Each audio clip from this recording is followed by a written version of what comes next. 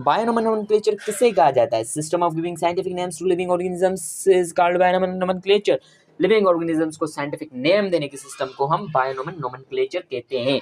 हर चीज का अपना अपना नाम होता है अपनी अपनी लैंग्वेज के अंदर। जैसे फॉर एग्जांपल हम ऑनियन की एग्जांपल लें, देखिए ऑनियन, ONI, ऑनियन जो है इसको हम इंग्लिश में बोलते हैं ऑनियन, ठीक है। इसे उर्दू में प्याज बोलते हैं, प्याज, उर्दू लैंग्वेज के अंदर। और इसका जो साइंटिफिक नेम है हमारे पास वो है एलियम सीपा।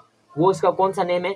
साइंटिफिक नेम है। ऐसे ही यानी कि लिविंग ऑर्गेनिजम्स को साइंटिफिक नेम देने के प्रोसेस को हम कहते हैं, उस सिस्टम को हम कहते हैं binomial nomenclature. By means two and nomen means name. Scientific name has two parts, scientific name has two parts, genus name and species name. Genus name always starts with capital letter. Genus name जो है हमारे पास हमेशा capital letter में start होता है। देखिए दे होमो, इसका जो एच है वो हमारे पास कैपिटल में आ गया। उसके बाद है स्पीशीज नेम, हमेशा ये स्मॉल लेटर्स में लिखा जाता है। होमोसिपियन, एस इसका कैसे आ गया? स्मॉल लेटर के अंदर, ठीक है। अब इसके कुछ रूल्स होते हैं कि साइंटिफिक नेम्स को लिखा कैसे जाए, उसके कुछ रूल्स होते हैं हमारे पास। जिसमें हमारे पास सबसे पहले आ जाता है इटैलिक एंड अंडरलाइंड। इटैलिक कैसे? अगर हम कंप्यूटर के अंदर लिख रहे हैं तो उधर हमें साइंटिफिक नेम हमेशा इटैलिक लिखना पड़ेगा, इससे टेढ़ा राइटिंग उसके अंदर जो होगी टेढ़ी होगी इटैलिक के अंदर। और अंडरलाइंड, अंडरलाइन अगर हम कॉपी पे हैंड राइटिंग लिख रहे हैं तो उसके नीचे हमें ऐसे अंडरलाइन करना पड़ेगा।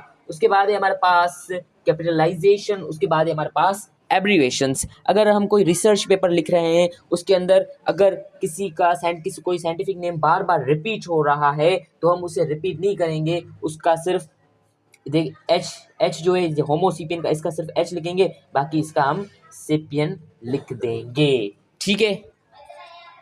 तीन में आपको साइंटिफिक नेम बता रहा हूँ। जैसे हमारे पास फ्रॉग है, ठीक है। फ्रॉग का हमारे पास साइंटिफिक नेम क्या है? राना टिग्रीना।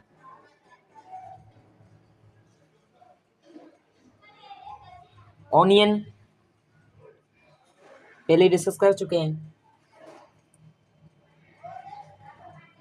Allium cepa. उसके बाद हमारे पास एक cat,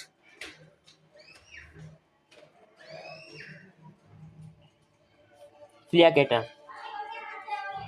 thank you very much.